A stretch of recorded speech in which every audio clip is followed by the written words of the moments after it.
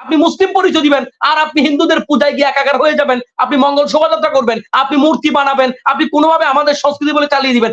আমাদের সংস্কৃতি যদি আপনি তর্ক করে আজকের টকশোতে কেউ প্রমাণও করেন, আমার কথা হচ্ছে আমাদের এই সংস্কৃতি আগে নাকি রাসূল সাল্লাল্লাহু আলাইহি ওয়াসাল্লামের বক্তব্যটা আগে? আমার চাইতে যেমন রাজনৈতিক নেতারা বলে যে ব্যক্তির চাইতে দল বড়, দলের চাইতে দেশ বড়, দেশের চাইতে ইসলাম বড়, এটা আমাকে মানতে হবে।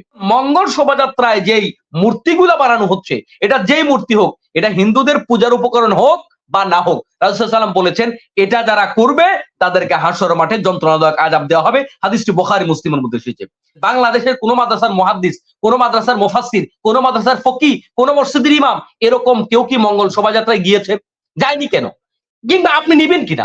আপনি নিতেও তো রাজি হবেন না। তার মানে আপনি বুঝেন যে এইটা আলেমের জায়গা না। তো যেটা আলেমের জায়গা না, আপনি সেখানে বছর পার হলো আসলে কি এটা উৎসব করার ব্যাপার? আমরা আসলে মানে আল্লাহ তাআলা বলেছেন এই দুনিয়াটা হচ্ছে লাইবুন ওয়া লাহবুন, এটা খেলতামাশার জায়গা। আসলে আমরা কিন্তু একটা মরীচিকার পেছনে ঘুরছি। খেয়াল করুন, আমরা আজকে বার্থডে পালন করি। বার্থডে পালন করে আমরা উৎসব করি, আনন্দ করি, কেক কাটি। আসলে কি এটা কেক কাটার জায়গা? এটা কি মূলত কেক কাটার সময়? কেন কেক কাটবেন আপনি? কিংবা আপনি কেন এই উৎসবটা করবেন? আপনার জীবন থেকে যে একটা বছর হারিয়েছে, আপনার হায়াত থেকে যে একটা বছর কমে গেল, আপনার আমার অনুশোচনা করা দরকার যে আমার মৃত্যুটা ১ বছর আগে মানে এগিয়ে গেল। আপনি চিন্তা করে দেখেন বিষয়টা এভাবে যে আমার মৃত্যুটা যখন হওয়ার কথা আমি সেদিকে ১ বছর এগুলাম।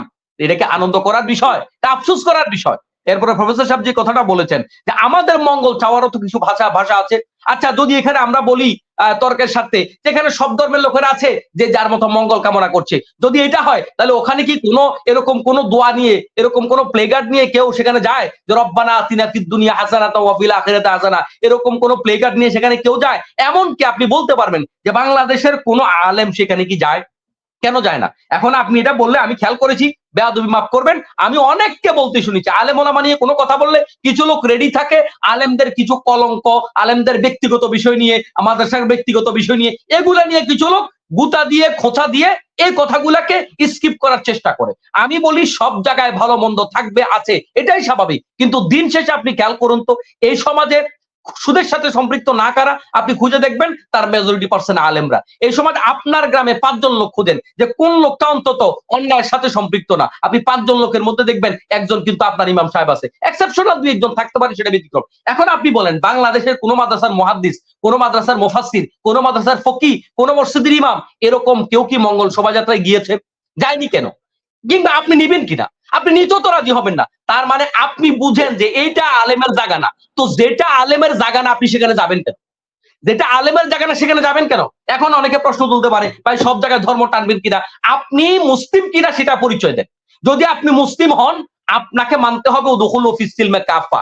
আপনি টয়লেটেও ইসলাম ছাড়া যেতে পারবেন না। এখন আপনি চাইলে আপনি নাস্তিক হয়ে যেতে পারেন। আপনি চাইলে বিধর্মী হয়ে যেতে পারেন। আপনি চাইলে ইসলাম ছেড়ে দিতে পারেন। এটা নিয়ে আমাদের বক্তব্য নাই তো। এটা নিয়ে আল্লাহরও কোনো বক্তব্য নাই। আপনার খুশি, আপনার ইচ্ছা, আল্লাহ তাআলা আপনাকে ইখতিয়ার দিয়েছে। কিন্তু আপনি মুসলিম পরিচয় দিলে আপনাকে কমপ্লিটলি ইসলাম মানতে হবে। এখানে ভাওতাবাজি কি বলে যে ফাত্রামি করার কোনো সুযোগ নেই। আপনি মুসলিম পরিচয় দিবেন আর আপনি হিন্দুদের পূজায় গিয়ে একাকার হয়ে যাবেন, আপনি মঙ্গল শোভাযাত্রা করবেন, আপনি মূর্তি বানাবেন, আপনি কোনোভাবে আমাদের সংস্কৃতি বলে চালিয়ে দিবেন। আমাদের সংস্কৃতি যদি আপনি তর্ক করে আজকের টকশোতে কেউ প্রমাণও করেন, আমার কথা হচ্ছে আমাদের এই সংস্কৃতি আগে নাকি রাসূল সাল্লাল্লাহু আলাইহি ওয়াসাল্লামের বক্তব্যটা আগে? আমার চাইতে যেমন রাজনৈতিক নেতারা বলে যে ব্যক্তির চাইতে দল বড়, দলের চাইতে দেশ বড়, দেশের চাইতে ইসলাম বড়, এটা আমাকে মানতে হবে। আমাদের কালচারের চাইতে ইসলাম বড়, সেটা আমাকে মানতে হবে। সবার উপরে ইসলাম, এর উপরে আর কোনো বক্তব্য নেই। অতএব আমি আপনি যদি মুসলমান হই, এখানে আমাদের সংস্কৃতিতে আছে না নাই সেটা দেখার দরকার নাই তো। এই কাজগুলা কোনো মুসলমান সমর্থন করতে পারে না, আলেমরা সমর্থন করতে পারে না, কোরআন হাদিস সমর্থন করে না। অতএব আমি মুসলিম হিসেবে সেখানে যাব না। আমি এটার পক্ষে যদি তর্ক করি, পক্ষে যদি বিতর্ক করি, তাহলে আমার বুঝতে হবে তাহলে আমার হিন্দুদের জন্য মুসলমানের চাইতে টান বেশি আছে। আল্লাহ তাআলা আমাদের সবাইকে বুঝার তৌফিক দান করুন। যেটা আমাদের সংস্কৃতি নয়, যেটা আমাদের কাজ নয়, আমাদের সাথে মিলছে না, সেটা জোর করে জাতির উপর চাপিয়ে দিতে হবে কেন? এটা আমার প্রশ্ন। রাসূল সাল্লাল্লাহু আলাইহি ওয়াসাল্লাম বলেছেন, ইন্না মিন আশাদ্দিন নাসি আযাবান ইয়াউমাল কিয়ামাতিল মুসাফফিরুন। আল্লাহ নবী সাল্লাল্লাহু আলাইহি ওয়াসাল্লাম বলেছেন, হাসরের মাঠে সবচাইতে কঠিন আযাব যাদেরকে দেয়া হবে, তার মধ্যে সবচাইতে অন্যতম হলো যে ব্যক্তি মূর্তি তৈরি করে। আমরা যারা এখানে মুসলিম আলোচক যারা আছি, আমার মনে হয় সব পরিচয়ের প্রধান পরিচয় আমরা মুসলিম। এর বাইরে আমরা যেতে পারবো না। আমরা বাংলাদেশে এমন বহু লোককে দেখেছি সারা জীবন আলেম ওলামাদেরকে নিয়ে প্রশ্ন তুলেছে, গালিগালাজ করেছে, বদনাম করেছে। দিন শেষে তার পরিবারও কিন্তু কোনো না কোনো একজন আলেম দিয়ে তাকে কিন্তু জানাজা দিয়ে দাফন কাফন করিয়েছে। এর বাইরে কিন্তু এর ব্যতিক্রম কিন্তু কারো বেলায় ঘটেনি। অতএব আপনি খেয়াল করবেন যে আমি এই যে আজকে যে শোভাযাত্রাটা হচ্ছে, এই শোভাযাত্রায় আমরা যে সমস্ত মূর্তিগুলা তৈরি করছি, এই মূর্তিগুলা প্রত্যেকটাই হিন্দুদের বিভিন্ন পূজার উপকরণ। এবং আরো মজার বিষয়, গত বছর আমি দেখেছি ভারতের একটা পত্রিকা রিপোর্ট করেছিল যে ঢাকার মঙ্গল শোভাযাত্রা আমাদের রথযাত্রার হুবহু অনুসরণ। তাহলে এখন আমরা যখন বলছি যে না এটা হিন্দুয়ানি সংস্কৃতি, এটার সাথে হিন্দুদের সম্পর্ক, অনেক লোকেরা, অনেক মুসলমান ভাইরা এটা মানতে নারাজ, তর্ক করবে, বিতর্ক করবে। অথচ ভারতের হিন্দুরা সোজা বলে দিচ্ছে যে আমাদের রথযাত্রা আমাদের পূজার হুবহু অনুকরণ এটা। এরপরেও কি আমাদের মুসলমান ভাইরা বলবে না এখানে পূজা টুজা কিছু হচ্ছে না, এখানে পূজার কিছু নাই, এটা যদি এরপরও বলে, এরপরে তাদের জন্য দোয়া করা ছাড়া আর কোনো সুযোগ নেই। এখন মঙ্গল শোভাযাত্রায় যেই মূর্তিগুলা বানানো হচ্ছে, এটা যেই মূর্তি হোক, এটা হিন্দুদের পূজার উপকরণ হোক বা না হোক, রাসূল সাল্লাল্লাহু আলাইহি ওয়াসাল্লাম বলেছেন এটা যারা করবে তাদেরকে হাসর মাঠে যন্ত্রণাদায়ক আযাব দেওয়া হবে। হাদিসটি বুখারী মুসলিমের মধ্যে এসেছে।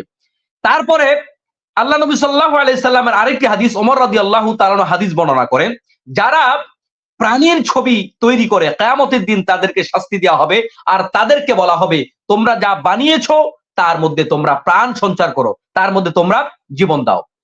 এরপরে আপনি দেখেন আমাদের এবারের যে মঙ্গল শোভাযাত্রা, এটার যে প্রস্তুতিটা ছিল, এই প্রস্তুতিতে আমরা খেয়াল করেছি উদ্বোধন যেদিন হয় সেই উদ্বোধনের দিন রমজান মাসে এত নগ্ন পোশাক পরে বাংলাদেশে ঢাকা বিশ্ববিদ্যালয়ের মতো জায়গায় যেখানে মেজরিটি মুসলিম, সেখানে এত নগ্ন পোশাক পরে তারা সেই মঙ্গল শোভাযাত্রা করার জন্য প্রস্তুতিমূলক যে প্রথম উদ্বোধনী প্রোগ্রামটা করেছিল, সেই প্রোগ্রামটা তারা রমজান মাসে করেছিল।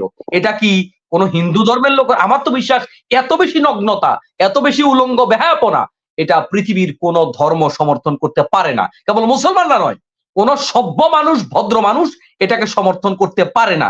মূলত এইটার মাধ্যমে আমাদের ভেতরে একটা হিন্দুয়ানি সংস্কৃতি ঢুকিয়ে দেওয়া হচ্ছে।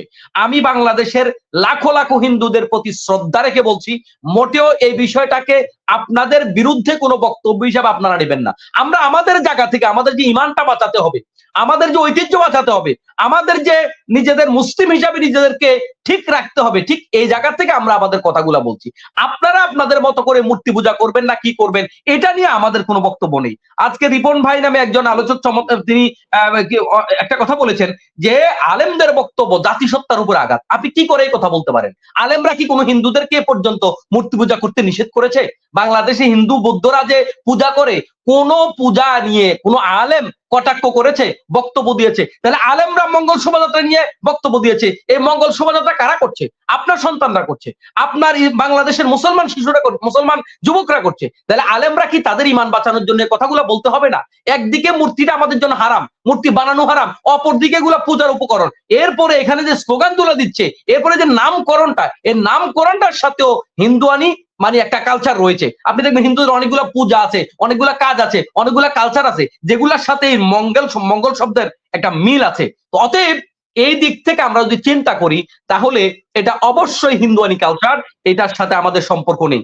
যেটা আপনারা বলেছেন, রবি ভাই যে ইতিহাস বলেছে যে আমাদের হালখাতার যে ইতিহাস, হালখাতার যে সিস্টেম যেটা এসেছে, সেটা নিয়ে আমাদের কোনো মানে আমাদের বক্তব্য নেই। সেটা হতে পারে। এরপরে বর্ষবরণের বিভিন্ন দেশে যে উৎসব হয় বিভিন্ন সময়, এখন শরীয়ত এটাকে উৎসব না দিলেও ধরেন একটা মানুষ যদি কথার কথা এই যে বছর শেষে সে একটা উৎসব করলো, এখানে কোনো অশ্লীলতা নেই, এখানে কোনো বেহায়াপনা নেই, সে যদি এ জাতীয় কোনো কিছু করে, এটা নিয়ে তো আমাদের কোনো বক্তব্য নেই। খেয়াল করবেন আরেকটা জিনিস,